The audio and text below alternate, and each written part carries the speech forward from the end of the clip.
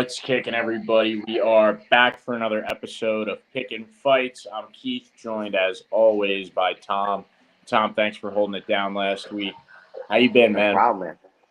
Doing good. Hanging out in Florida. Going to Universal a little later today and tomorrow. So just living the best life out here, man. How are That's you? awesome. I'm a little envious. It's 22 degrees today where I'm at. So I wish I was in Florida living it up at Universal, but duty calls, right? I think there's a high of like 88 or 90 today. Not to rub it in. Yeah. I'll be sweating. I might go for a run after this. So yeah, I'm gonna have just to having a good time. Yeah, I'm gonna have to sit in the sauna to feel alive today. Right now, I woke up and I stepped outside for a quick second and it was uncomfortable. So such is life. Winters in the Northeast. Whatever. It is what it is. We've got an exciting person. Yeah, exactly. And I'm a very tough person. Don't get it confused.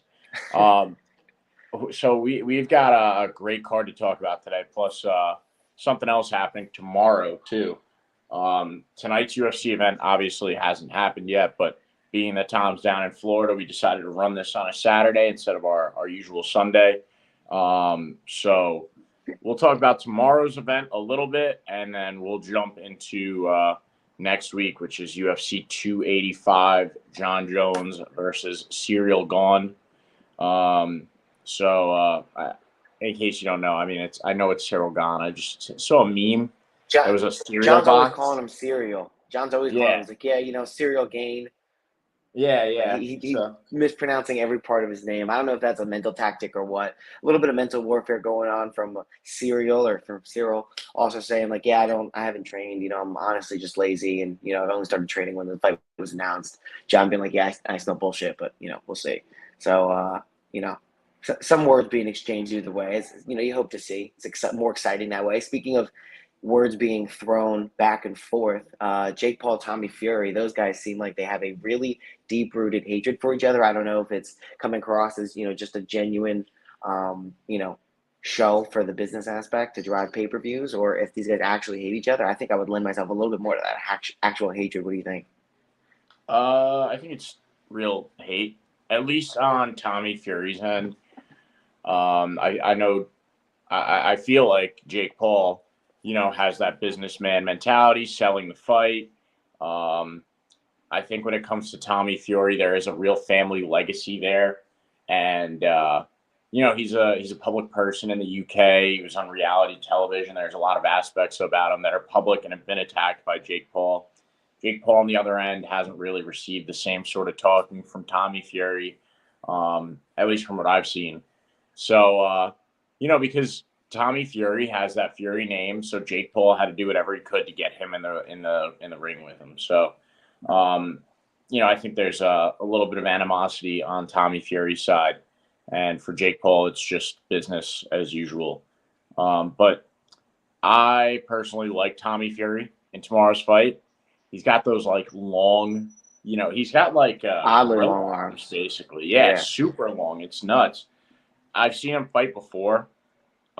He's not like the most impressive fighter by any means, but I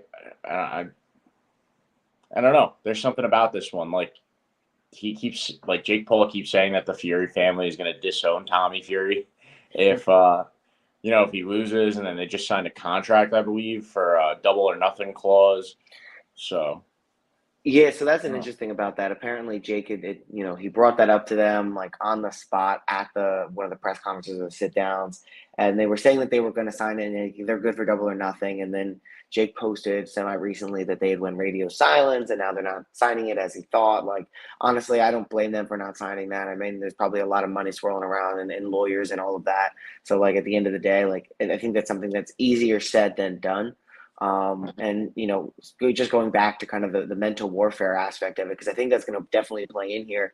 I feel like there's a lot more on the line for Tommy Fury than there is for Jake Paul, because Tommy Fury has that long lineage of boxing, obviously with brother, cousin Tyson, and his dad, or whatever, John Fury being everywhere. I don't know I really don't know the breakdowns. That his dad, his uncle, they're the same, they have different mom, whatever the case may be.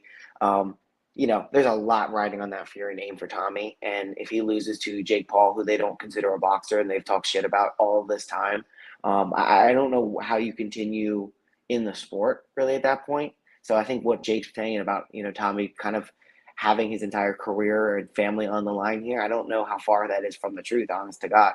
And then, for Jake Paul's the guy who's claims he's a boxer, but nobody took him seriously. So like, even if he doesn't win this, he's still making a lot of money. And, I just feel like there's so much more on the line for Tommy.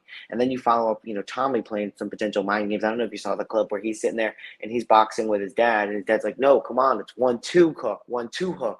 And like, he's like, seems like he's messing it up. I don't know if he's doing that just for the cameras or what. I mean, you would think that a professional boxer, even at his point, would be able to land simple combos in for a workout that's being put on in front of people. So I don't know. Again, probably just a little bit of mental warfare going back and forth. But again, I think these guys are humans, and they are for the most part young in their careers here. So it's not like they've been tried and tested. I would have to say that the spotlight is probably higher on Tommy Fury than it is on Jake Paul, and because of that, I think he's maybe going to carry some nerves into it. And I wouldn't be surprised if Jake could catch him with something. But it'll be really interesting to see both of these guys who are kind of on the lower end of professional boxing, see where they're at. And apparently Jake Paul gets a ranking if he'll be a top 15 boxer if he beats Tommy Fury, which level of competition is really in question there. But I guess it is what it is. Boxing is entertainment more than it's a sport. Yeah, this is what I don't understand about the current state of boxing is a ranking in whose book, because there's so many different boxing organizations out there, and that you have like the WBC and the WBO. And, yeah, the WBB and the BBL. Mm-hmm. Yeah, and the BBL. Yeah, and then so you don't know who's ranking him. Like, I don't know. I mean, I'm sure it'll come out and somebody will say, and ESPN will compile a bunch of different ones and get one thing, but they also have like Boxing Magazine. I don't know. I really don't know enough about boxing to say, but that is a point, and that is a sticking point for a lot of people with boxing. Is that there's just so many championships and belts and like rankings and organizations flying around. Like, how do you possibly keep track of this if you're just trying to get into it? It's a barrier to entry for sure. Yeah, it's weird. And then the other thing too that I'm kind of loving about all this media stuff going into this fight is John Fury, I believe his name is, the dad. Mm-hmm. He's around everywhere. And there was a funny clip when they're doing like a sit down, and fucking even Jake Paul eventually says, he's like, why does the dad keep coming in here? Because he's like kind of making it about him, and it's fucking hilarious. Like when they have their little like Showtime sit down or whatever, fucking Tommy Fury's like getting into talking about the double or nothing contract.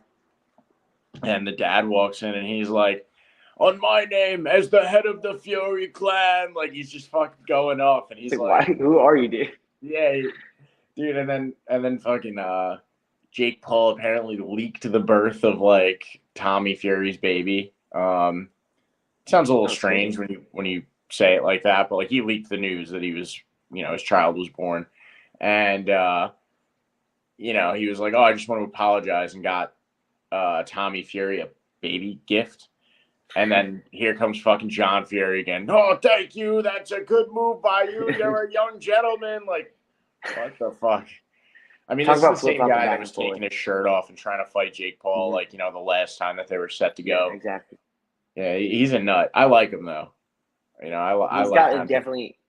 got an endearing quality about how crazy he is, but I could see like how it's very easily to make fun of by Jake. Just sitting there like, who is this guy? Like, you're walking around without a shirt on, you're flabby, you're 50-something years old, and you're probably on cocaine. Like, you know, what do you do? And you're yelling at a 26-year-old? Like, dude, get a life. Yeah. As a fat, bald man who tries to be athletic, I'm a huge fan of Tyson Fury, though, and I hope his brother gets the win this weekend. So I'm taking Tommy Fury. I already have. I staked a little bit over there and hoping for the best on Sunday, I've sort of become a Jake Paul fan over the past couple of years or so. Did you? I believe we started this show by talking about Jake Paul and Ben Askren. Probably. So, and then we were wrong on that one. Well, I think you had Jake Paul and I had Ben Askren. Oh, did I? Did I have Jake Paul? Yeah. I thought I would have picked Askren on that. Yeah, if I remember correctly. I'm pretty sure you had Jake Paul. All right, and keep following me, boys. Yeah. Well, who do you got going into this one? I don't know. I really can't pick it. I think honestly, I would give the edge to Jake Paul because I think he doesn't have the pressure of like I think he thinks he's a really good boxer, but he doesn't have like the family weight on him being like this next. I mean, I guess they don't think that Tommy is gonna take be anything compared to Tyson. But I just feel like because of that lineage and because of all the pressure that they put on them and because of the acumen that they think that they have in boxing and coming from gypsies, like I just feel like there's so much more pressure on Tommy to win. And especially looking at that most recent face off where Tommy's like, you didn't, or where Jake was like, you didn't sign the contract. Tommy's looking at him and yelling at him and like you could see the intensity and he ends up pushing him. And I just think emotion when it comes to boxing is not necessarily a good thing. It's a strategic game, even though it's played physically. Or not played, but it's done physically. And I just think that emotion might get to Tommy a little bit. And ultimately we've seen that work, in Jake's favor before. We've seen, that's what Conor McGregor was, a Chael Sonnen. If you can get into these guys' heads and make them act emotionally instead of technically, especially if like you're a guy like Tommy Fury who maybe doesn't have a bunch of really solid, sound, quick, powerful technique to fall back on. I think Jake Paul could definitely get the. I don't know if it would be considered an upset, but I definitely think he can get the win. And I think he can get it by knockout at the end of the day. Both these guys have relatively the same experience in professional bouts. Tommy, has the lineage, but Yeah. Jake Paul's arguably on steroids. So Yeah, probably. Well, I mean, Tommy Fury looks very. I mean, he's just got a great physique right now. If this was like 10 years ago and I was in high school, I'd be like, no homo after I said that. But, that's neither here nor there. No, he's ripped. He's fucking big and he's got those long gorilla arms. And, I think if he can snap off a nice jab that whole night, then that'll be good for him.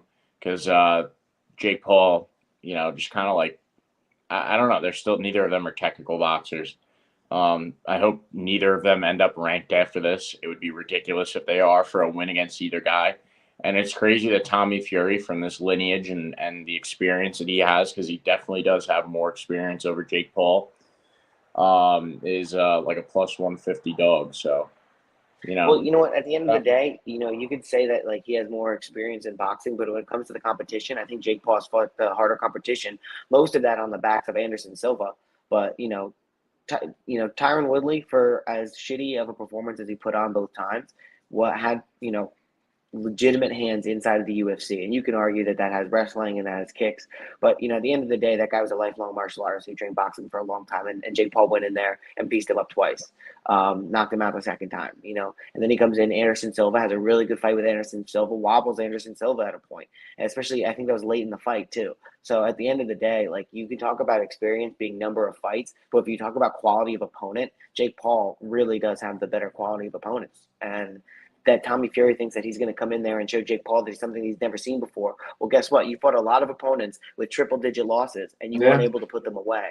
So, when you want to talk about, who you fought as your level of experience, that kind of does lend itself more to Jake Paul.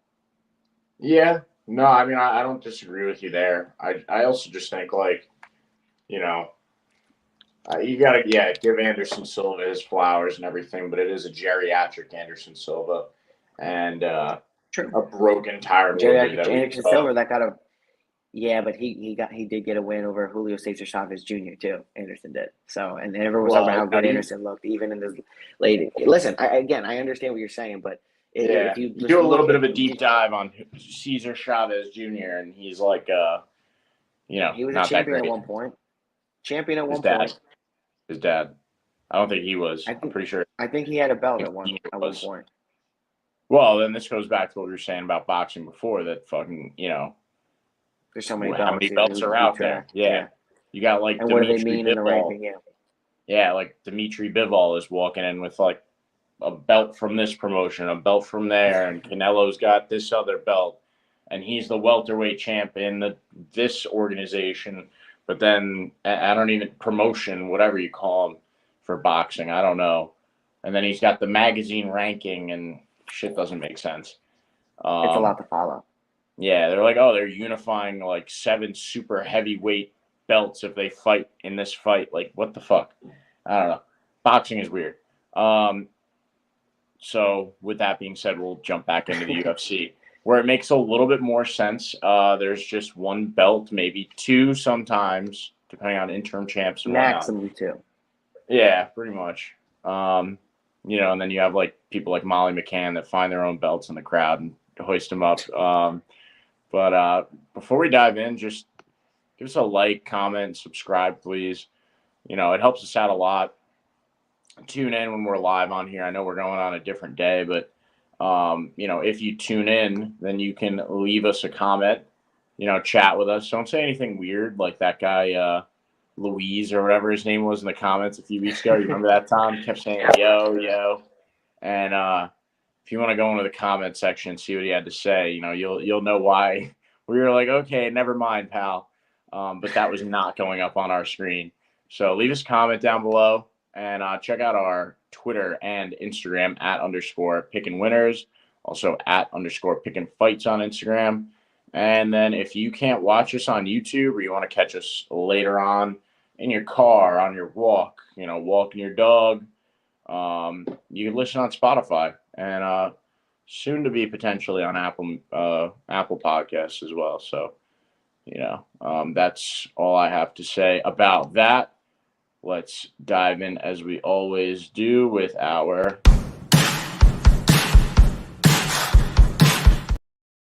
Prelim Notables. Let me just pull up this Tapology screen real quick.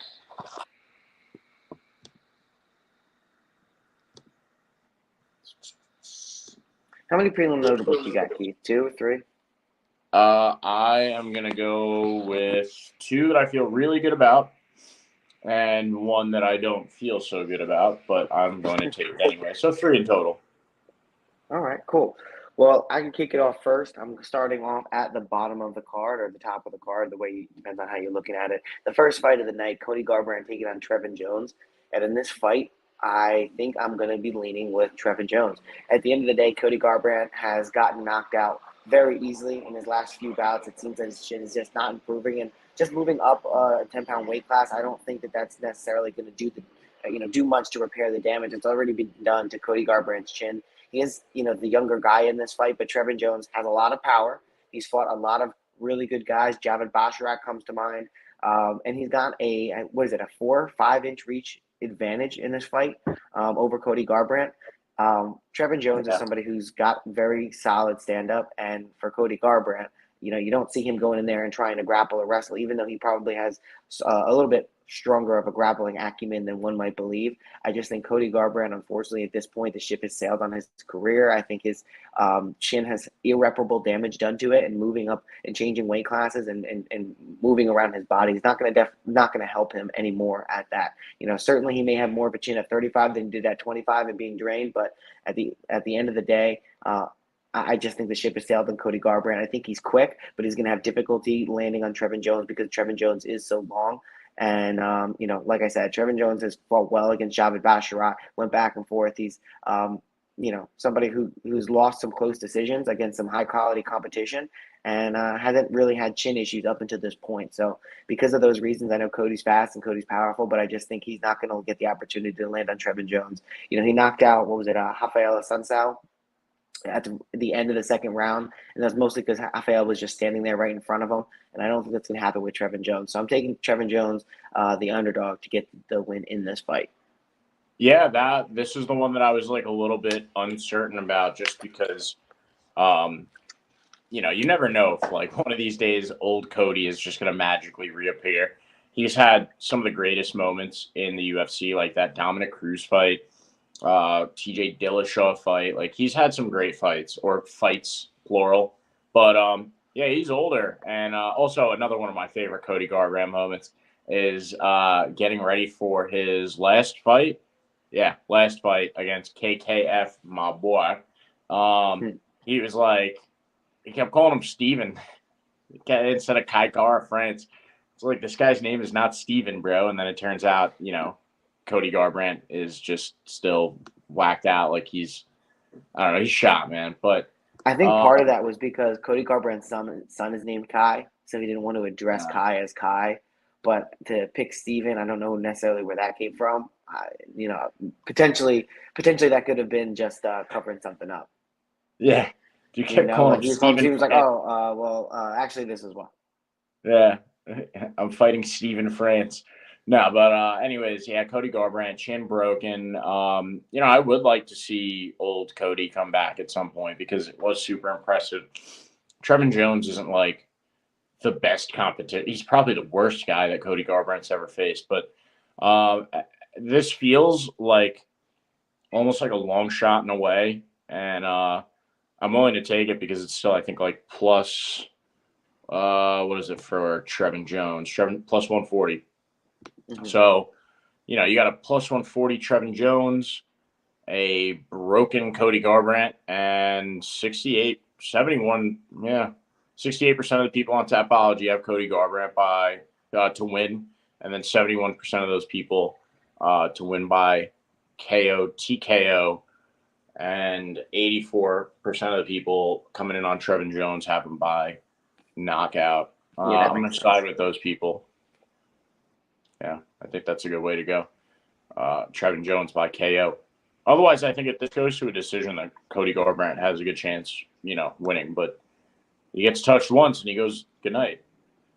Next up, I'm gonna take Ian Gary over Keenan Song. Let me check these odds out real quick. Should have done that before, but Ian Gary, minus 600, minus 550.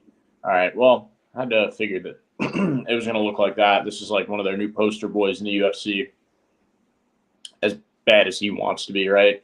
He calls himself the new McGregor and trying to market himself the same way. Right. Can't deny the kid is pretty talented. Hasn't faced the best level of competition in the UFC so far. That Darian Weeks fight was a little suspect 2 fights ago for him. Darren Weeks was definitely bringing it to him. And then, Gabe Green. Okay. Hoping this week, you can get it done in stunning fashion against Keenan Song. I would like to see that because I think Ian Gary is like marketable for being cringe. He's like the cringe McGregor or Conor McCringe. He's going to develop one of those nicknames, but talented stand-up fighter. And Keenan Song is really nothing special whatsoever. It's a setup fight. They just are trying to build up this Ian. Now I'm noticing his name is now Ian Machado Gary. That's new. So, Ian Gary. It's like we were talking about boxing before and how Tommy Fury fought tomato cans for the first chunk of his career. That's kind of what's happening with Ian Gary. So I'm rolling with him there. I don't know what the method of victory is going to be, but straight up, you can put him in a parlay. What do you think, Tom? Yeah, I'm going with Ian Machado Gary. I mean, I think he's a heavy favorite, so it might make this unbettable.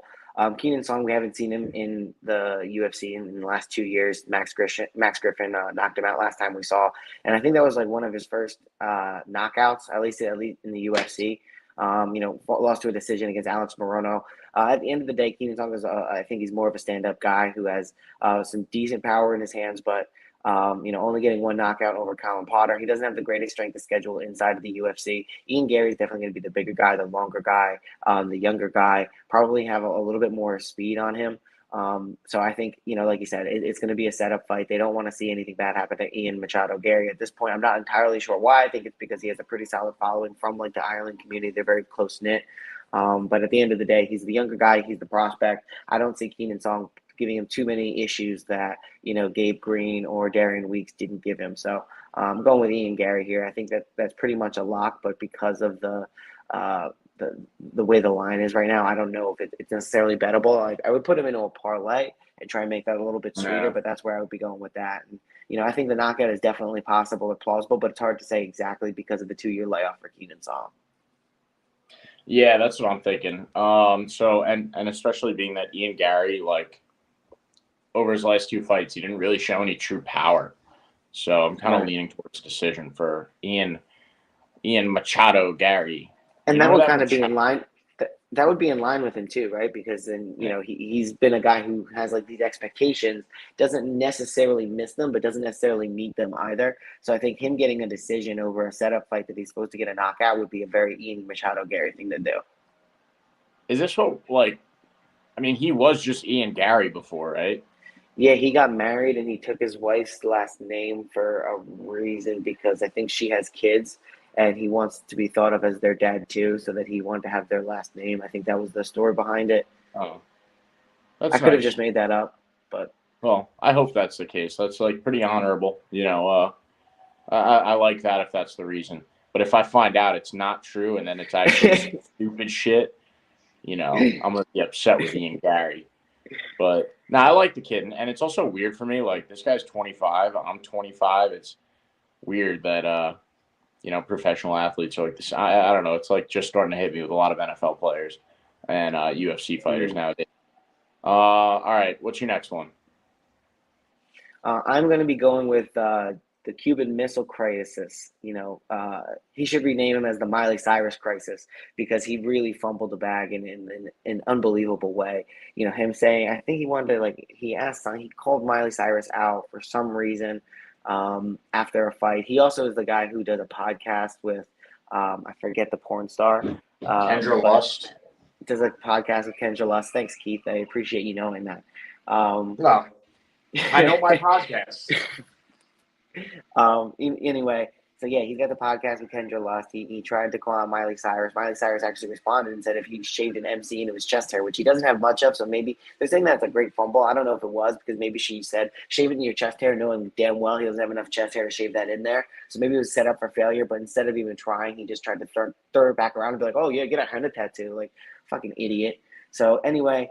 He's a strong grappler. I think he had a bad performance last time out against Gregory Rodriguez, but a lot of people are doing that lately, so I'm not going to hold that too much against him. He has a plotting style. He will go forward. He has some decent power in his hands, but he's going to try and grapple you. And he did that against Sam Alvey, submitting him. Anaconda choke over Miki Pitolo. He had a split decision over Alicio Di Chirico, which, again, he looked pretty solid in that fight, and I'm not going to hold that too much against him. And then when you just look at, in his fifth fight, Darren Stewart, he got a front choke over him. So definitely a submission threat. He's a big, strong guy at 185, and he's going to be the bigger guy in this fight too. He's not going to quite have the reach advantage. He's going to have 2-inch disadvantage, but I think that's negligible when he's going to be the bigger guy and have much more strength on him.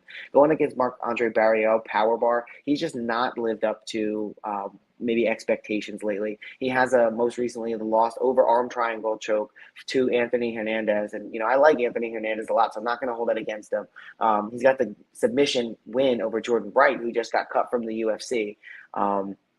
He lost to Chidi Njoku, overhand right to ground strikes, and Chidi Njoku isn't someone to necessarily write home about. He's not terrible, but he's about a middle-of-the-road UFC fighter. Getting knocked out by him doesn't mean that you're going to probably make it to the top echelon. I'm not saying that Julian Marquez is, but when you have wins over Dalcho Leon Gamboa, no longer in the UFC. Abu Azaitar, I don't believe he's in the UFC anymore, and that's going back almost 2 years ago. Marc-Andre Barriault, when it gets to a certain level of competition, a certain caliber of opponent, he just can't come through. And I think Julian Marquez, even though he had the most recent loss over Gregory Rodriguez and a loss to Alicio Di Chirico, I think he's beating guys who are more on the Marc-Andre Barriault level, like Maki Pitolo, like Sam Alvey. And then you just add in the fact that Marc-Andre Barriault was submitted last time out by Anthony Hernandez. I think Julian Marquez is maybe like a diet Anthony Hernandez in some regard, and I think he should be able to get this one done. And I think a submission is probably pretty likely. Now, Tapology is going with Marquez winning by knockout. That may also be the case because, like I said, we've seen Barriault just not be able to handle that top level of competition. I think Hernandez might have even dropped him before getting that submission. I may be misremembering that, but I think Julian Marquez goes out there, gets it done by finish. Yeah, I like that pick, especially because Marquez, the line really makes a lot of sense for him. Coming in at plus 105 across a lot of books right now. You look at best fight odds, that's usually, that seems to be the MO right now for Julian Marquez. And I mean, I can't say it any better than you just did. So I'll roll with you on that one too. And I like Julian Marquez, cool guy. Inside, outside the octagon, major fumble with Miley Cyrus, unfortunately, because that would have been cool if, Miley Cyrus, this mega superstar, is dating like a mid-tier UFC fighter. That would have been kind of dope. What might have been good for the sport at the very least. How, like, I know the Raiders, I think they just signed like a backup tight end or defensive end or defensive lineman because his wife was very famous on TikTok. So I feel like, more and more of these, sports companies, organizations are going to be like, hey, let's just sign him because his wife is famous and that'll bring viewers. Because at the end of the day, it's entertainment, right? You're trying to draw viewers. Speaking of viewers, not Derek Brunson. Yeah.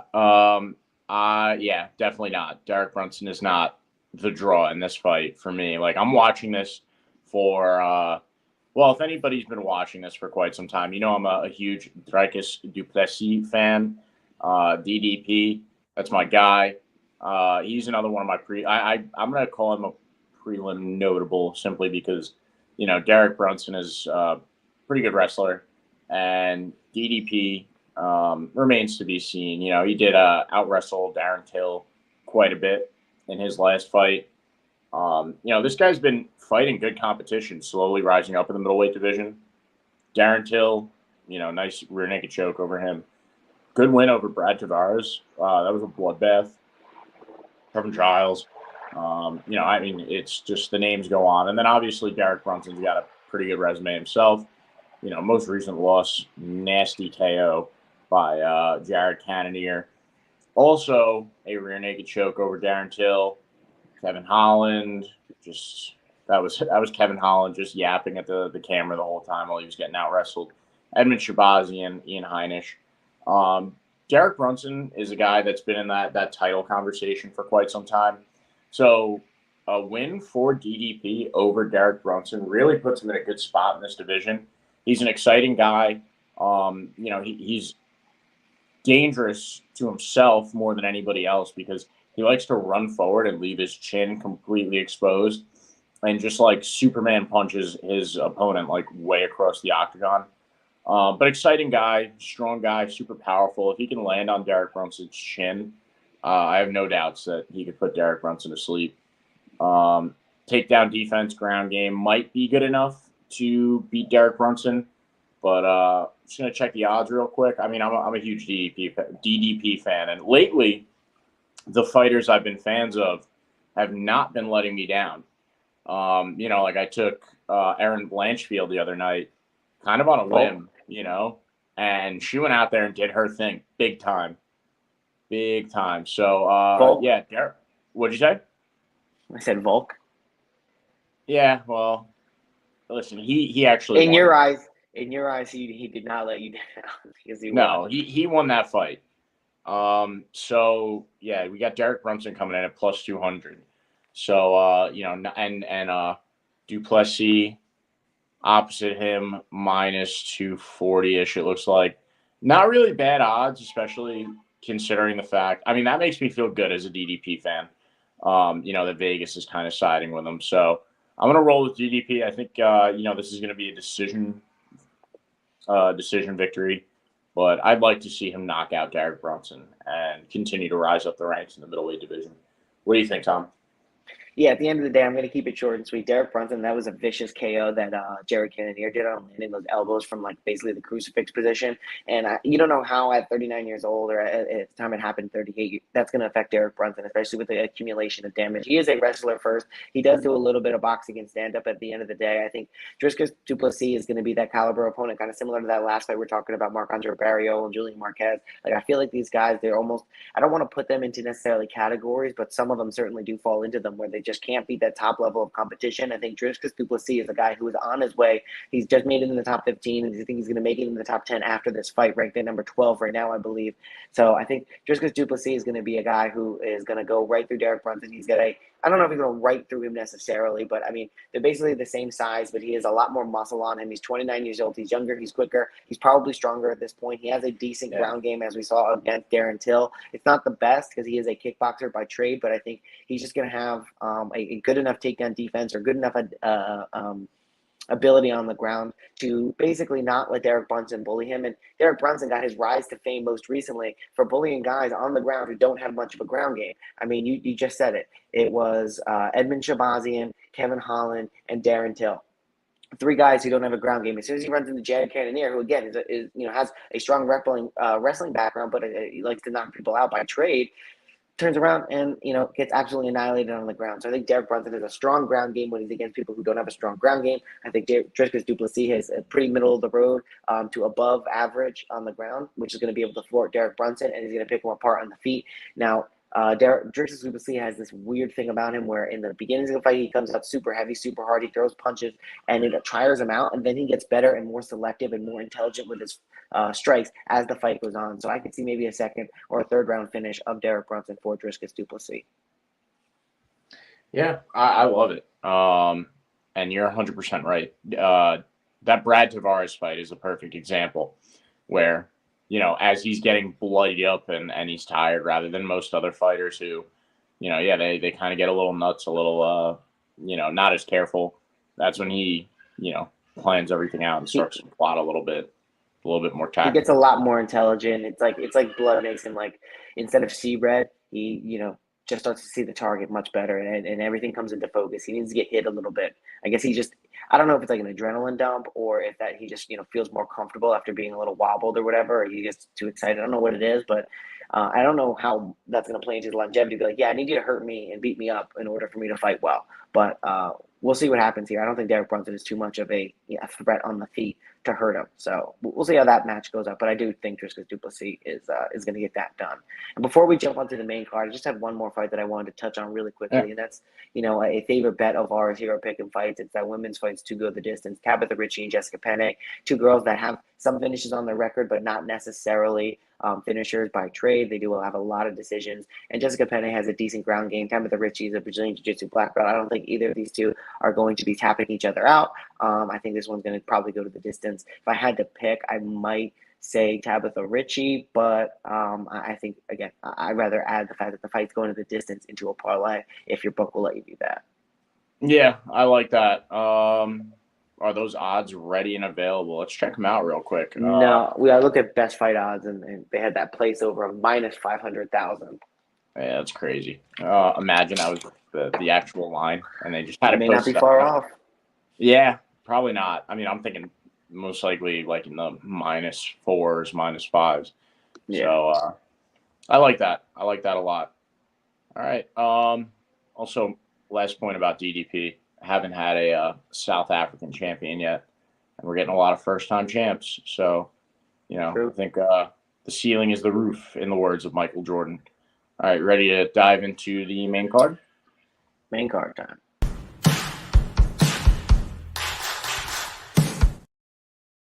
All right, main card time. First fight up, Mateusz Gamrot versus Jalin Turner.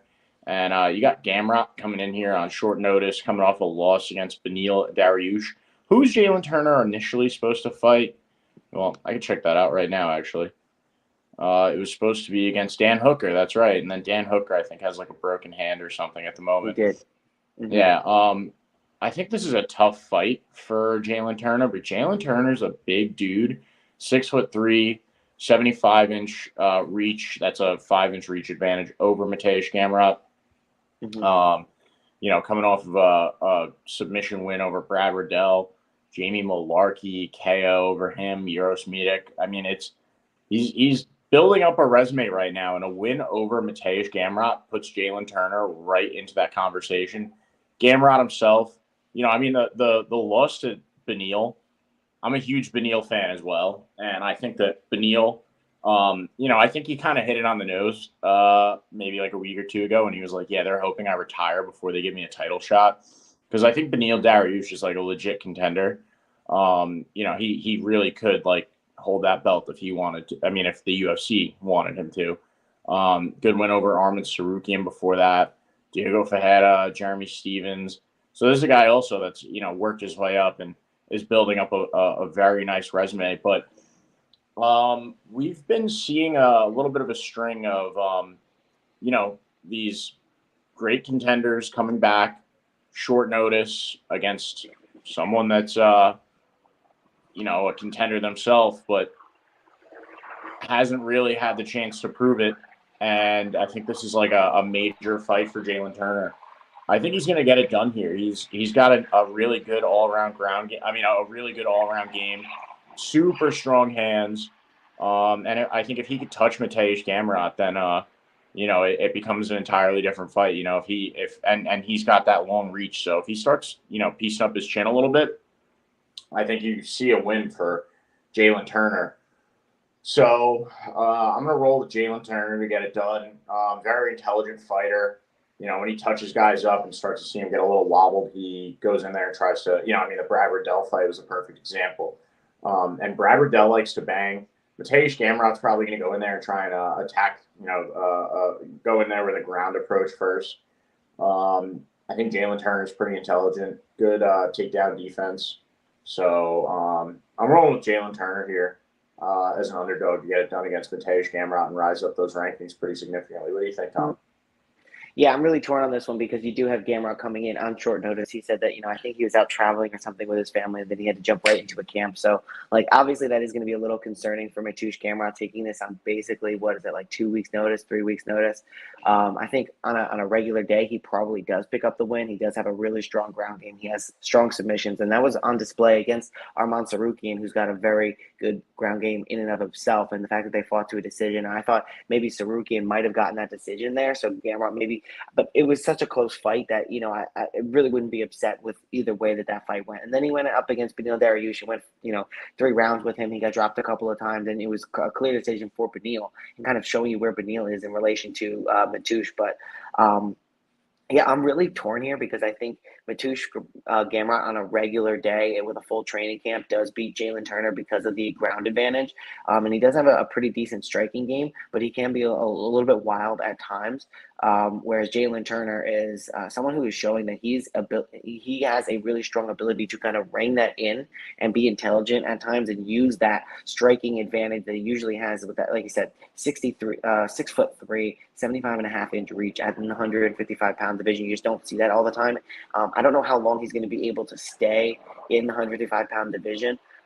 He's 27 years old, and typically those weight cuts only get harder as you get older. So I feel like Jalin Turner really wants to step on the gas here, and a win over Mateusz Gamrot, even on short notice, would do that for him. And he has the power in his hands. He's going to have that reach advantage, and he doesn't have a bad ground game. But Mateusz has definitely the stronger ground game, I would say.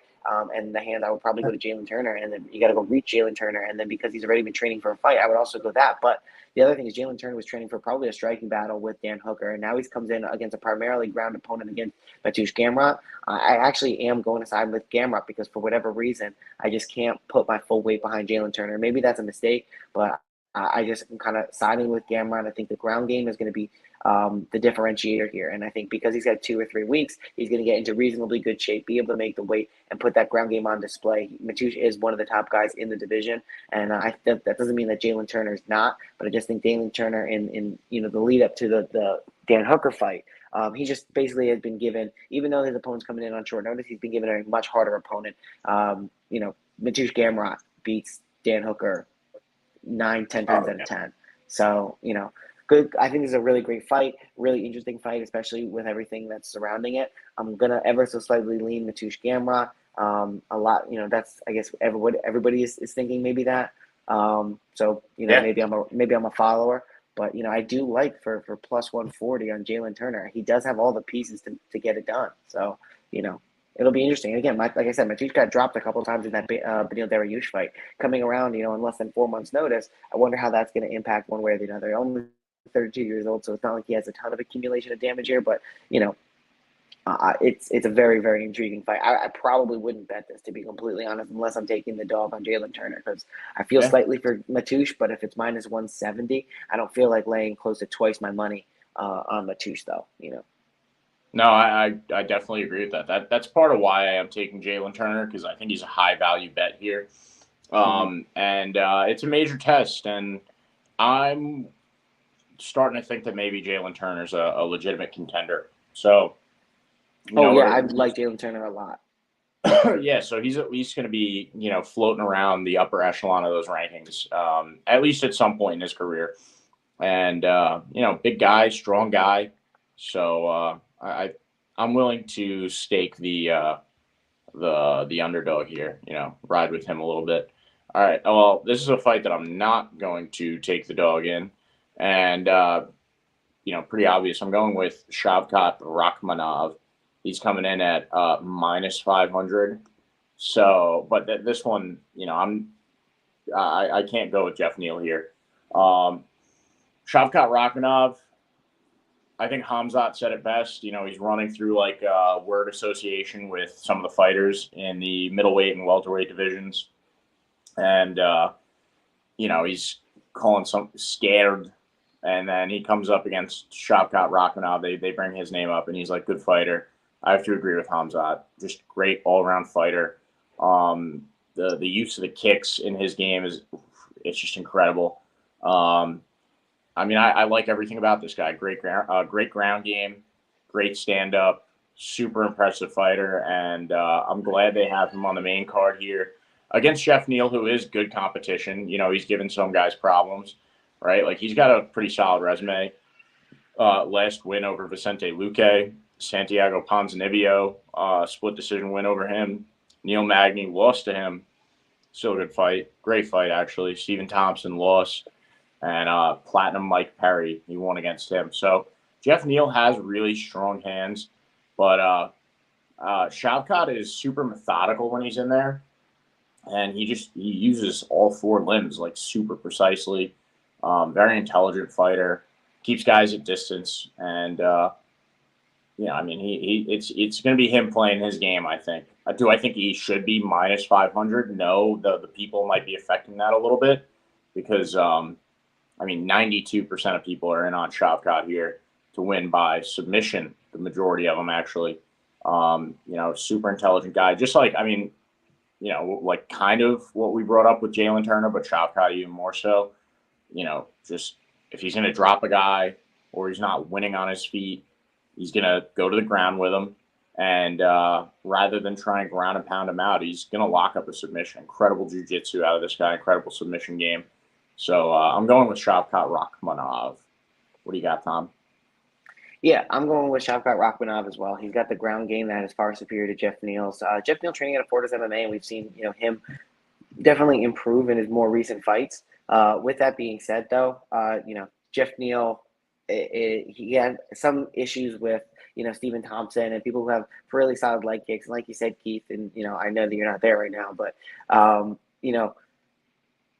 those leg kicks of Shavkat, I think, are going to be a real differentiator when it comes to the feet. Geoff Neill is more of a boxing style and plots forward and is really good at his timing and knowing when to throw a strike. I just think Shavkat Rakhmonov is going to be able to get this fight to the ground if he so chooses. He's the younger fighter. He's probably going to be a little bit fast. Speed was never Geoff Neill. Is that he had powerful punches and he knew when to throw them, and timing was really, what's the Conor McGregor quote? Timing beats speed, and what is it? I know what you're talking about. I can't think of it.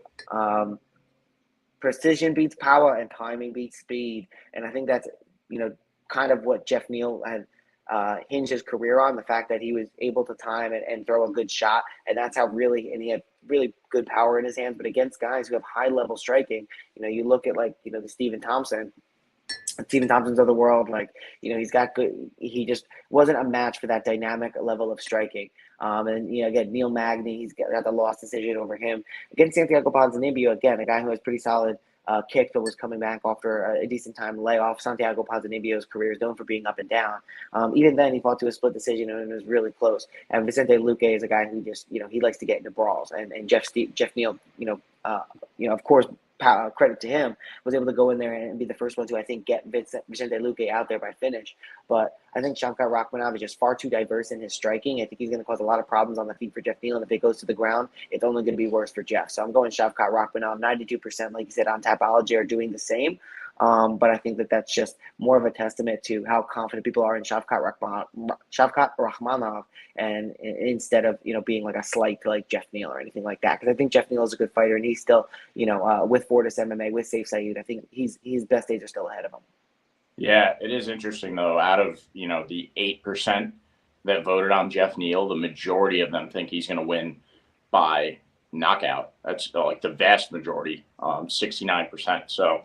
Well, that is interesting. He's not going to win by sub. He's not going to win by sub. No, definitely not. Definitely not. But, just that chunk of people think that there is a pretty good chance that Geoff Neill catches Shavkat Rakhmonov. Because I think that's what it would have to be. It would have to be a catch. But we've never seen Shavkat even get caught. Maybe prior to the UFC, but I highly doubt it.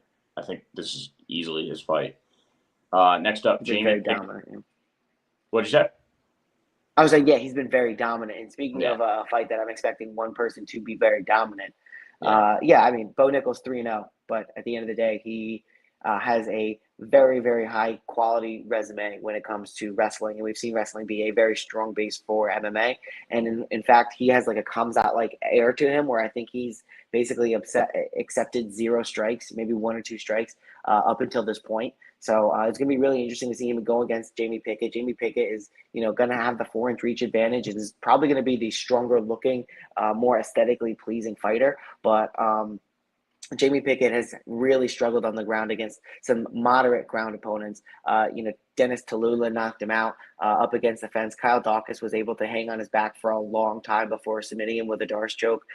He's got the win over Joe Holmes and Lariano Therapoli, but, a loss to Jordan Wright, who, like we said, the Beverly Hills Ninja is no longer in the UFC. So Jamie Pickett is just the Night Wolf, is a very far cry away from what he actually is. He is not some predator inside of the UFC, and I think this is a great fight for Bo Nickal in terms of stylistic matchups and in someone who's gonna not rocket him, because it's not like he needs necessarily the name recognition. People know that Bo Nickal is going to be interesting. I think this is going to be him go out there and face a quality UFC caliber opponent, and I use quality a little bit loosely. I use quality in the sense of like it's not a contender series guy, it's not a regional guy, it's a professional fighter who's in the UFC, who's gotten wins inside the UFC, regardless of who those people may be.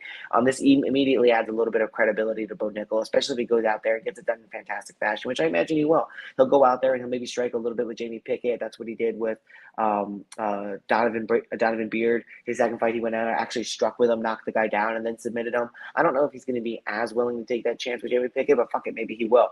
So I think he's going to go out there, though, and he always has that wrestling to go back to in case things get a little furry on the feet or whatever, what they call it, gets a little hairy. That's what the word I'm looking for. Unless it gets a little hairy on the feet, but I don't think it will. I think he's going to go in there and he's going to, have enough of a diverse attack that Jamie Pickett is looking for the ground game. He's probably going to land a couple up top because Jamie Pickett has to lower his hands to prepare for the takedown, and Jamie Pickett not being great at the takedowns anyway, eventually is going to end up on the ground and submitted probably in the first round. So I'm going Bo Nickal. Yeah, Bo Nickal's awesome. Minus 1,400 for him in this fight. Huge favorite, but he's got the wrestling. Believe he wrestled out of Penn State. Yep. State College, Pennsylvania. Beautiful town. Nice college town. If you've never been, but Bo Nickal, he's the real deal when it comes to the wrestling. I just hope he doesn't try to show too much, on his feet at all. But say he does get caught, it's going right to the ground. I just hope he does, approach it the way that Khamzat did, because it's very marketable to go in there, submit a guy while absorbing no strikes, submit a guy in no time at all, and then it would be funny if Bo Nickal got up and was like, I'll smash everybody, not I'll smash everybody, but in that I'll smash everyone. Yeah, Say in a real American accent. Yeah, exactly. And then that that'll be interesting down the road. If you have a Bo Nickal Khamzat matchup, that would be cool because Bo Nickal, I could see him rising up through this middleweight division, especially with the marketing machine behind him. 98% are on Bo Nickal. It makes a lot of sense. 74% of that are by submission, the Tapology voters. So I have to go with them too. I think Bo Nickal is going to win this by really fun submission. He's got some entertaining stuff going for him on the ground. You watch the grappling match he had with Gordon Ryan. That was fun. I mean, he's just a really entertaining fighter, and it's fun that we're getting to that point in MMA where these guys that are primarily ground guys are starting to get entertaining. They're not just laying on top of people. So next up, co-main event, Valentina Shevchenko versus Alexa Grasso, and I'm gonna go with Alexa Grasso. No, I'm just kidding. Valentina Shevchenko easily. Her odds in this one, let's see. Where is she? Minus 600, so it doesn't really make sense to bet on her. But Valentina Shevchenko is who she is for very good reason. And she's just going to go out there and do her thing. We all know who Valentina Shevchenko is at this point. She can do it all. And that's that. So what do you got, Tom? Yeah, I think the loss, or not the loss, but the almost loss to Talia Santos, I think is really going to end up improving Valentina Shevchenko. I think she's going to maybe, if she was getting any level of complacent, I think she's going to be like, all right, like I need to, step this up to another degree. And I have to continue defending this belt because there's going to be champions and there's not champions, but there's going to be challengers rather who are going to be coming from all over and they're getting better. So I think Valentina Shevchenko, we're going to see a better version of her even still. And I think Alexa Grasso doesn't pose some of the same threats as Talia Santos did. I think Grasso comes forward with more of a boxing style, which I think Valentina is more dynamic and has seen it before with her Taekwondo background and Judo background. I fully expect Valentina to be able to handle this fight, and I think that's kind of why the odds are the way they are.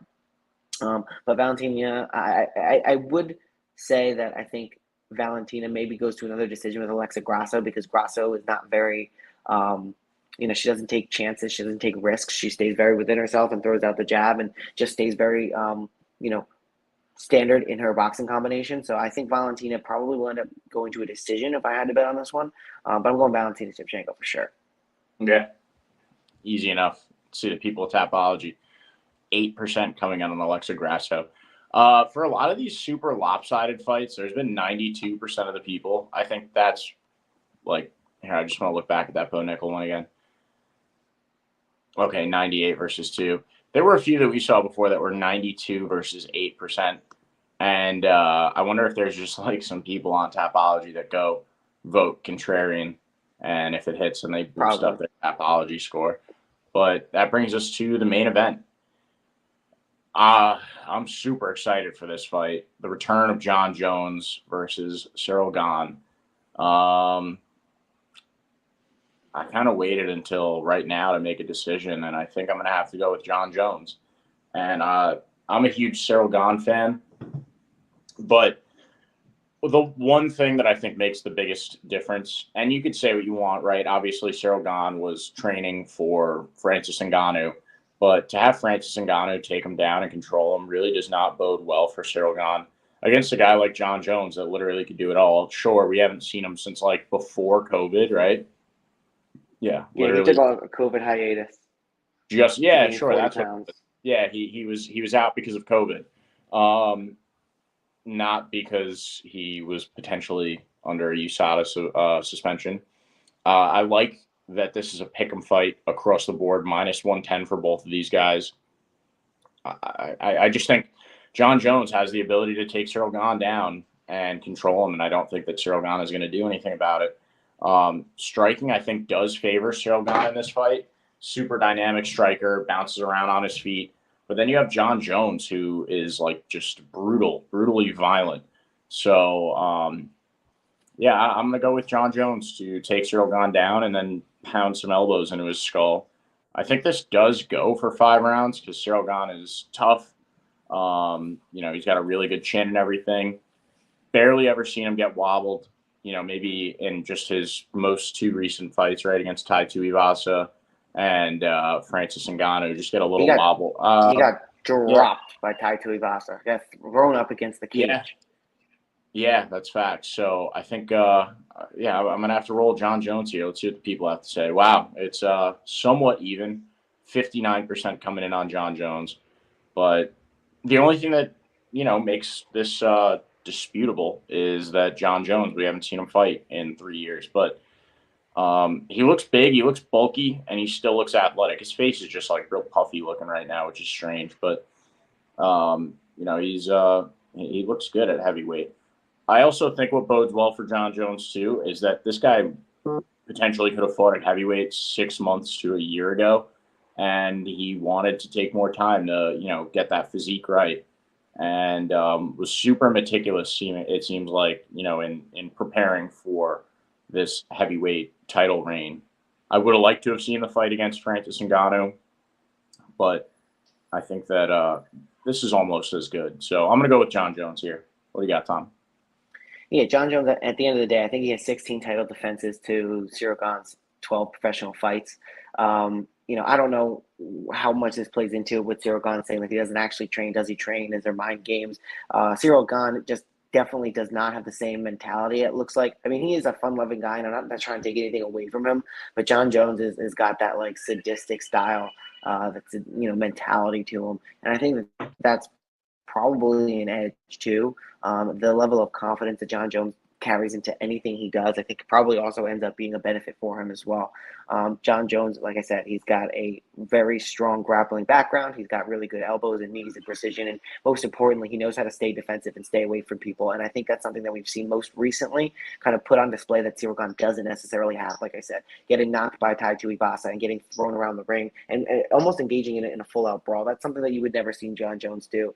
Getting the loss to Francis Ngannou on one ACL via grappling doesn't necessarily spell a lot of confidence for what Jon Jones would be able to do. And a lot of people are saying, well, Cyril Gane's young in his career and he's an athlete and he can learn quickly. I'm like, yeah, but you're not going to gain, 16, 20 plus years of experience of grappling in, how long was it since that Francis fight? We're talking about 1 year. You only can go so far. And, he is true. He does do a lot of, I think, media things and does a lot of extracurriculars. You see him playing a lot of different sports. So it wouldn't necessarily be the most surprising thing that Cyril Gane has a lot of these other interests that they take him out of the gym. But with that being said, I think Jon Jones, like you said, he put on the weight the right way. He's been training at least at the same weight for the last 6 months, so he'll feel more comfortable in it. He's training with Henry Cejudo, which I really like it because of, what Jon Jones is going to do. He's going to try and go out there and grapple, but I think if it stays on the feet, he's going to have enough experience and IQ to stay safe. So I'm going to go with Jon Jones in this fight when it's kind of unknown. He's in Cyril Gane too, 6'4", last weighing in at 247 pounds. He maybe cuts a little bit to get there and maybe probably walks around maybe closer to 255 or something like that. But, Jon would probably walk around 240, 250. So I think ultimately they may end up being very similar size. Jon's probably going to be a little bit smaller, but it'll probably be a lot quicker, definitely more technical, have the better IQ and the better well-rounded game. I'm going to have to lean Jon Jones. I'm so excited to have him back because I have missed having like a true entertaining villain in the UFC that's just winning a division.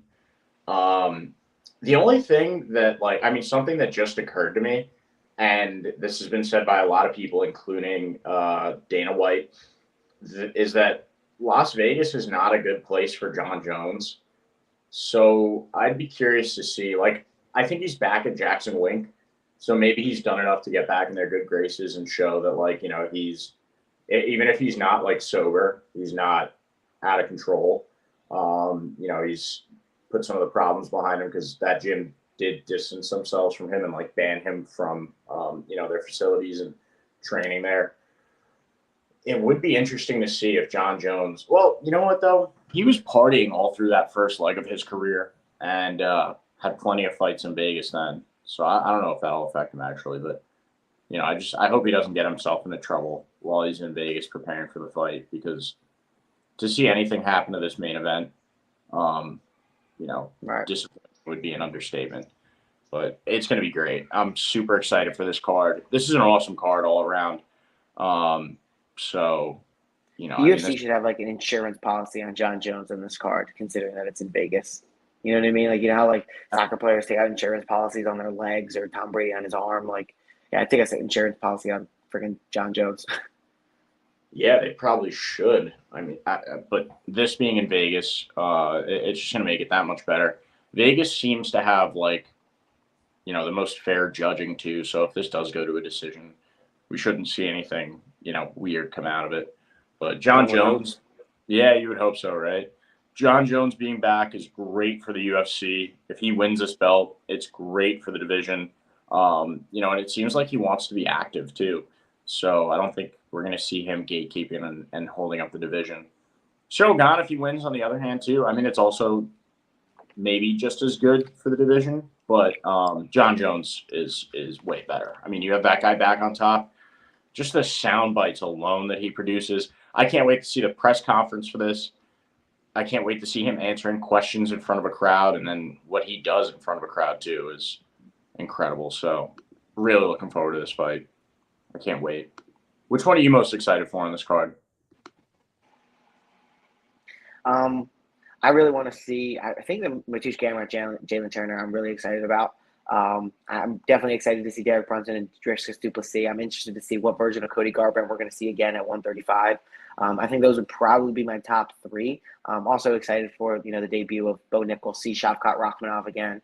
Valentina's usually a treat. I was going to say always, but usually.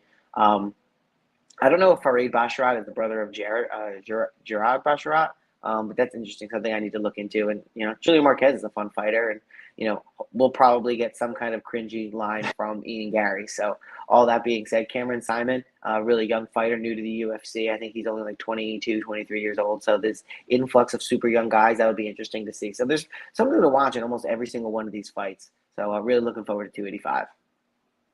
Okay, so you're looking forward to everything. Yeah, that's cool. I agree. Yeah. I think out of all of them, I'm most looking forward to the main event. I want to see Jon Jones back. Mm-hmm. For sure. We start talking about legacy.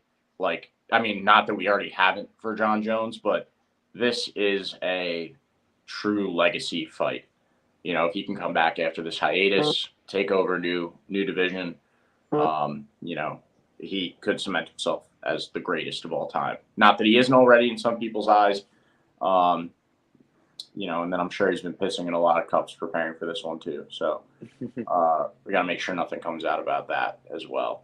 That could throw. Well, also he also just said that apparently all of the PED pops that he's had could potentially be wiped because of the new guidelines of what the restrictions are and what the levels are. So that's something interesting to follow too. And is that in relation to McGregor coming back, or are they changing the guidelines for McGregor? A lot of interesting MMA Guru went into that about McGregor and Jon Jones and what they did for Brock Lesnar, and made a bunch of accusations and draw a bunch of conclusions. He said, "Oh, it's a joke," but I think that's the guys to get something out there. So really interesting stuff going on in the UFC. A lot of stuff to talk about.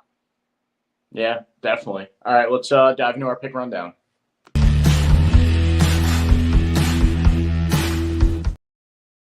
All right, so for prelim locks, prelim notables, going with Trevin Jones over Cody Garbrandt, Ian Gary over Keenan Song, Dricus du Plessis over Derek Brunson. I'm going to tell you with the Julian Marquez pick. And then for the main card, going with Jalin Turner over Mateusz Gamrot, Shavkat Rakhmonov over Geoff Neill, Bo Nickal over Jamie Pickett, Valentina Shevchenko over Alexa Grasso. I think a potential good value bet there is Valentina by submission, maybe. And then I like Jon Jones over Cyril Gane. And I think, look, it being minus 110 across the board, you could take either one of these guys straight up and feel really good about it. But I kind of like Jon Jones to get it done via TKO on the ground, elbows after a nice takedown. What do you got, Tom? So what I'm doing is for my prelim notables, I'm going with Cody Garbrandt over. Nope, I'm not doing that. I'm going with Trevin Jones over Cody Garbrandt. I'm going with Ian Machado Gary over Keenan Song. Going with Dricus du Plessis over Derek Brunson, Julian Marquez over Marc-Andre Barriault, and I'm taking the Jessica Penne Tabitha Ricci fight to go the distance. So of those, I think 8 or 9 prelim fights, I got you bets for 5 or 6 of them. So the better portion. Moving on to the main card, Mateusz Gamrot over Jalin Turner. I'm not going to bet that one, but I'm torn on it. Shavkat Rakhmonov is going to get the win over Geoff Neill. Bo Nickal is going to wipe the floor with Jamie Pickett. Valentina Shevchenko is going to retain her belt against Alexa Grasso, I think by decision. And Jon Jones is going to beat Cyril Gane, I also think by decision. All right. Well, that wraps up our pick rundown then. So, yeah, I think this has the potential to maybe be card of the year. It just depends on the type of show that these guys put on, especially that main event and co-main event. So with all that being said, and also who's your pick again for Sunday's boxing match? You going with Jake or you going with Tommy Fury? I think I'm going to go with Jake. I'm going with Tommy Fury. That's probably, going to come back around to bite me, but I just think it's so weird that Tommy Fury is a plus 150 underdog. So I'm kind of feeling the dog money there. So that actually now concludes our pick rundown. Thanks for being here, Tom. Thank you for the people that were watching with us. Just one last time, please like, comment, and subscribe. Follow us on Twitter and Instagram @_Pickin Winners. What do you think of our picks? Leave us a comment in the comment section. We always respond to our comments unless they say weird stuff like the dude did last week at the end of our episode. And you can also catch us on Spotify too. Subscribing over there also really helps us. Even if you click on the episode and listen to the intro for 2 seconds, it all helps us out a lot. So definitely check us out over there. And again, thank you for being here. Enjoy the rest of your weekend. Don't get too crazy on the Saturday. And Tom, have fun in Florida, man. Thank you, brother. Take it easy, everybody. Yep. See you next week.